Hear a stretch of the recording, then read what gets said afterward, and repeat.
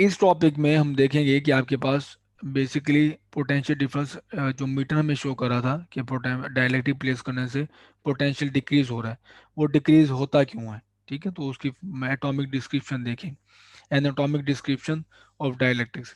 तो हमें ये पता है, जो हमने अभी वोल्ट मीटर लगा के अगर आप देखें तो पोटेंशियल डिफरेंस डिक्रीज होगा अगर आप उसमें डाइलेक्ट्रिक प्लेस करें। तो वो क्यों असल में डिक्रीज होता है, वो फंडामेंटली इस वजह से डिक्रीज होता है कि असल में इलेक्ट्रिक फील्ड जो प्लेट्स के दरमियान में होती है वो डिक्रीज होती है। तो जैसे हमारे पास दो प्लेट्स हैं, एक ये प्लेट है और दूसरी प्लेट ये है। ठीक है, और अगर मैं इसके दरमियान चार्जेस प्लेस हैं, ये हमारे पास है पॉजिटिव चार्ज और ये दूसरी मेरे पास है नेगेटिव चार्ज। तो इस दरमियान में इलेक्ट्रिक फील्ड होगी जो होगी पॉजिटिव से नेगेटिव चार्ज। तो असल में मैंने आपको एक और जो डेफिनेशन बताई थी और मैंने कहा था ये अच्छी डेफिनेशन है, वो ये कैपेसिटर डिवाइस है जिसमें एनर्जी स्टोर्ड होती है in the form of electric field.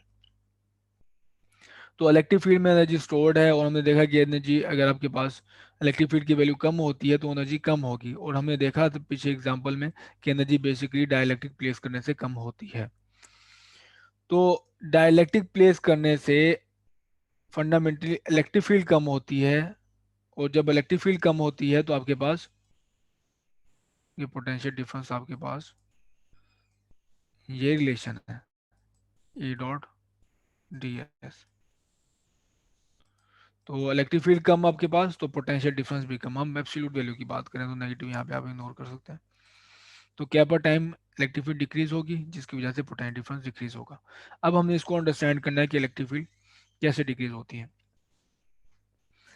तो लेट्स से हमारे पास एक पोलर मॉलिक्यूल है। पोलर मॉलिक्यूल कहते हैं कि उसमें पहले से डाइपोल मोमेंट होती है, जैसे वाटर मॉलिक्यूल है कि उसमें negative charge positive charge as a whole charge तो जीरो होगा उसमें, लेकिन थोड़े से सेपरेटेड होते हैं चार्जेस। जैसे डाइपोल मोमेंट आपने देखी हुई है, जितना पॉजिटिव चार्ज होता है उतनी नेगेटिव चार्ज होता है। उसका टोटल चार्ज तो जीरो होता है, लेकिन उसमें जो चार्ज है थोड़ी डिस्टेंस सेपरेटेड होता है जिसकी वजह से डाइपोल मोमेंट इंट्रोड्यूस होती है।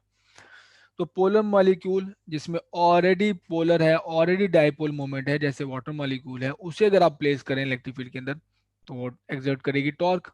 ठीक है, और टॉर्क अगर एग्जिस्ट करेगी और वो उनको अलाइन कर देगी इन the direction of electric field. तो सही वर्ड्स के लिए टेंस टू अलाइन है। तो हमारे पास यहाँ पे लेट से पहले से डाइपोल मोमेंट पड़ी हुई थी।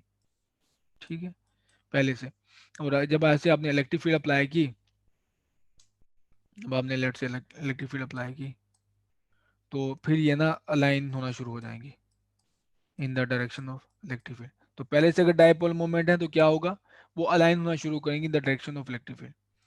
और अलाइनमेंट डिपेंडेंट है जाहिर सी बात है एक चीज़ पे, जो डिग्री ऑफ अलाइनमेंट, ये कितनी नंबर कितनी अलाइन है इलेक्ट्रिक फील्ड की वजह से, वो टेम्परेचर पे।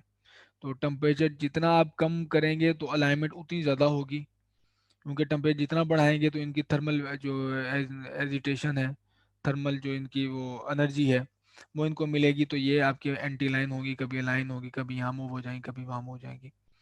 तो टेम्परेचर जितना डिक्रीज होगा अलाइनमेंट आपकी उतनी इंक्रीज होगी। अगर आपके पास नॉन पोलर मालिक्यूल है, लेट से हमारे पास डायपोल मोमेंट पहले है ही नहीं मालिक्यूल्स के अंदर।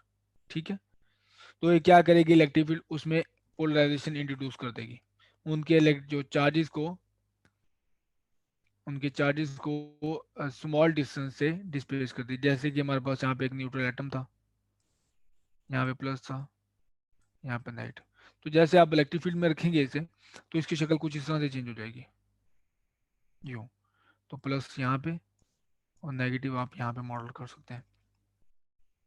तो ये देखें इसमें फिर नेट डाइपोल मोमेंट आ गई, स्मॉल डिस्टेंस सेपरेटेड है तो डाइपोल मोमेंट यहाँ पे इंट्रोड्यूस हो गई। इसको हम कह रहे हैं पोलराइज हो गया मॉलिक्यूल। तो अगर आप पहले से पोलराइज नहीं था, डाइपोल मोमेंट नहीं थी, तो आपके पास यहाँ पे डाइपोल मोमेंट हो जाएगी अगर आपके पास मॉलिक्यूल नॉन पोलर है। ठीक, तो ये इलेक्ट्रिक फील्ड, इलेक्ट्रॉन यहाँ पे स्टे तो नहीं करते, यहाँ पे स्ट्रक तो नहीं हो जाती, लेकिन वो क्या होगा, ऑन मूव कर रहे होंगे लेकिन ऑन एवरेज यहाँ पे ज़्यादा टाइम स्पेंड करेंगे। इसका हम पहले डिस्कशन कर चुके हैं। और जो डाइपोल मोमेंट इंट्रोड्यूस होगी वो पैरेलल होगी in the direction of electric field. ठीक है, तो electric field induce dipole parallel to the electric field. दोनों केसेस में रिजल्ट मैंने आपने देखा है वो बिल्कुल सेम है। और वो रिजल्ट क्या है कि अगर आप पहले से डाइपोल मोमेंट प्लेस हो तो वो उनकी डायरेक्शन अलोंग इलेक्ट्रिक फील्ड हो जाती है, और अगर आपके पास पहले से डाइपोल मोमेंट ना हो तो पहले डाइपोल मोमेंट इंड्यूस होती है, उसके बाद जो डाइपोल मोमेंट होगी वो चेंज होगी इन द डायरेक्शन ऑफ, उनकी डायरेक्शन हो जाएगी इलेक्ट्रिक फील्ड की। ठीक है। तो अगेन मैं बता दूं दोनों का रिजल्ट सेम था। अगर पहले से पोलर मालिक्यूल होंगे तो डाइपोल मोमेंट प्रेजेंट होगी, तो इलेक्ट्रिक फील्ड क्या कर देगी, उनको अलाइन कर देगी अपनी डायरेक्शन में। और अगर पहले से पोलर मालिक्यूल नहीं है तो उनको पहले उसमें पोलराइजेशन इंड्यूस करेगी, फिर डाइपोल मोमेंट आ गई उसमें, अब दोबारा उनको अलाइन कर देगी इन the direction of electric field. तो रिजल्ट दोनों में सेम है। अब बात करें, दोबारा आए उसके ऊपर मटेरियल पे, तो देखिए मैंने आपको पहले बताया जो डायपोल मोमेंट जैसे पहले से वो है पोलर मॉलिक्यूल है तो कोई डाई इलेक्ट्रिक फील्ड नहीं है, तो ये देखिए इनकी डायरेक्शन रैंडम है।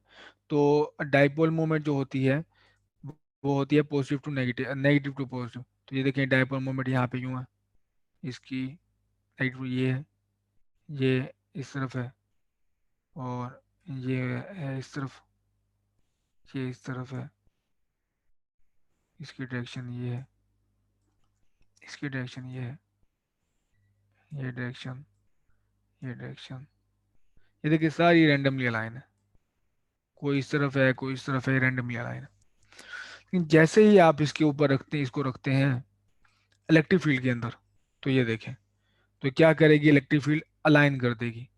तो इलेक्ट्रिक फील्ड ने कैसे अलाइन किया इसको, अब न्यू जो कॉन्फ़िगरेशन हमारे पास आई है वो ये नेगेटिव टू पॉजिटिव है, ये देखिए negative to positive, negative to positive, negative to positive, negative to positive, negative to positive, negative to positive. तो सारी एग्जैक्टली exactly बिल्कुल इसके अलाइन नहीं होंगी, लेकिन स्मॉल एंगल से इधर उधर होंगी। अगर टेम्परेचर जितना ज़्यादा है तो स्मॉल एंगल से वेरिएशन उतनी ज़्यादा होगी, लेकिन आप देखें कि ऑन एवरेज काफ़ी इनकी अलाइनमेंट है। तो डिपेंड करता है कि कितनी आपके पास इलेक्ट्रिक फील्ड स्ट्रॉन्ग है। तो जैसे आपके पास ये डायपोल मोमेंट थी, पोलर मालिक्यूल थे, एंटी लाइन थे, जैसे आपने उसको इलेक्ट्रिक फील्ड में रखा जो कि कैपेसिटर की इलेक्ट्रिक फील्ड हो सकती है, तो वो अलाइन होगी in the direction of electric field. अब होगा क्या, एज अ होल मटेरियल तो न्यूट्रल है, तो यहाँ पे आप देखें इस तरफ नेगेटिव चार्ज आ जाएगा, मटेरियल की इस तरफ नेगेटिव चार्ज, और मटेरियल के एज अ होल इस तरफ पॉजिटिव चार्ज। तो नेक्स्ट ये है, तो ये देखें दरम्यान में एक दूसरे को एक कैंसिल आउट करें, दरम्यान में एक दूसरे को एक कैंसिल आउट कर देंगे, लेकिन यहाँ पे as a whole negative charge आ जाएगा यहाँ पे,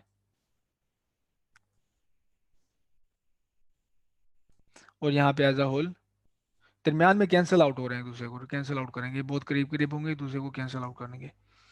लेकिन मटेरियल की एक साइड पे पॉजिटिव चार्ज और दूसरी साइड साइड पे नेगेटिव चार्ज, लेकिन as a whole material neutral.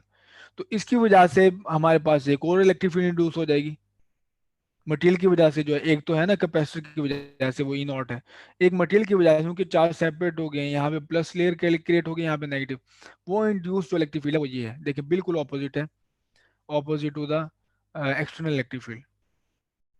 तो जो मटेरियल के अंदर इलेक्ट्रिक फील्ड, यहाँ पे कैपेसिटर के अंदर इलेक्ट्रिक फील्ड इंड्यूस हुई है मटेरियल पे पोलराइजेशन की वजह से, वो है opposite to the external electric field. तो ये अब इस इलेक्ट्रिक फील्ड को डिक्रीज कर देगी, और कितने टाइम डिक्रीज होगी, कैपा टाइम। तो इंड्यूस जो हुई है मैं उसे कह रहा हूँ, जो ये वाली इलेक्ट्रिक फील्ड है उसको मैं ये कह रहा हूँ कि वो इक्वल टू है जो सिग्मा इस पे जो डेंसिटी क्रिएट हुई है, वो है मैं ये, वो सिग्मा जो ये जो डेंसिटी है, सिग्मा ओवर एप्सिलॉन नॉट। हम देख चुके हैं कि अगर आपके पास एक प्लेट पे क्रिएट होती है, पड़ी होती है आपके पास सिग्मा चार्ज डेंसिटी, तो उसके लिए इलेक्ट्रिक फील्ड क्या होते हैं, E is equal to sigma over epsilon naught. और जबकि हमें पता है कि ये जो एक्सटर्नल इलेक्ट्रिक फील्ड है, एक्सटर्नल हमारे पास है E naught divide by kappa, ठीक है, जो दोनों का सम है, जो दोनों की जो कंट्रीब्यूशन है वो है इन, ये टोटल इलेक्ट्रिक फील्ड है, ये टोटल है ई नॉट ओवर कैपा है। और ई नॉट मैंने पुट की सिग्मा, जो ये इन पे प्लेट पे चार्ज डेंसिटी है, सिग्मा इंड्यूस्ड है जो मटेरियल पे इंट्रोड्यूस हुई है, और सिग्मा हमारे पास जो प्लेट्स के ऊपर है। ठीक। तो अब अगर आप इन दोनों का डिफरेंस लें, जो कि इक्वल टू टोटल है। यहाँ से मुझे नज़र आ रहा है कि दोनों इलेक्ट्रिक फील्ड एक दूसरे के ऑपोजिट हैं, ई नॉट इस तरफ है, ई इस तरफ है। तो मैंने दोनों का डिफरेंस लिया, डिफरेंस पे वैल्यू पुट की। ई नॉट की वैल्यू मेरे पास है ये sigma over epsilon not, A induce की वैल्यू है मेरे पास ये।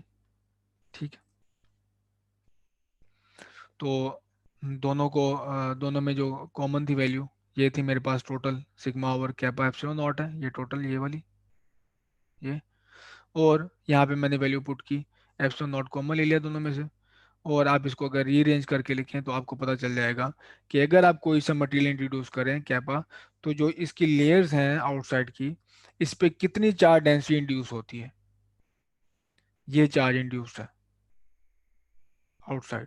तो sigma induce is equal to kappa minus kappa sigma. तो अगर आपके पास टेफ्लॉन है, टेफ्लॉन की वैल्यू हमने देखी हुई है, वो है 2.1। और जितने भी डाइलेक्ट्रिक्स हैं उनकी वैल्यू ग्रेटर देन 1 होती है। और sigma induce is equal to sigma. तो अगर आप मटेरियल को डाइपोल इलेक्ट्रिक फील्ड में या प्लेट्स में प्लेस करते हैं, तो मटेरियल की अपनी वजह से भी एक इलेक्ट्रिक फील्ड इंड्यूस हो जाती है, जिसकी direction opposite to the electric field होती है, एक्सटर्नल इलेक्ट्रिक फील्ड। इस वजह से ओवरऑल इलेक्ट्रिक फील्ड जो प्लेट्स के अंदर डिक्रीज हो जाती है। जब आपके पास इलेक्ट्रिक फील्ड डिक्रीज होती है तो पोटेंशियल डिफरेंस डिक्रीज होता है। जब पोटेंशियल डिफरेंस डिक्रीज होता है तो आपके पास कैपेसिटेंस इंक्रीज होती है। तो ये अंदर की कहानी है कि एटॉमिक लेवल पे असल में ऐसे हो रहा होता है। और आ, एक इंड्यूस चार्ज की वजह से आपके पास इलेक्ट्रिक फील्ड होती है, इलेक्ट्रिक फील्ड की वजह से आपके पास टोटल इलेक्ट्रिक फील्ड कम हो जाती है और पोटेंशियल डिफरेंस कम होता है। फिर पोटेंशियल डिफरेंस कम होता है तो आपके पास कैपेसिटेंस इंक्रीज होती है।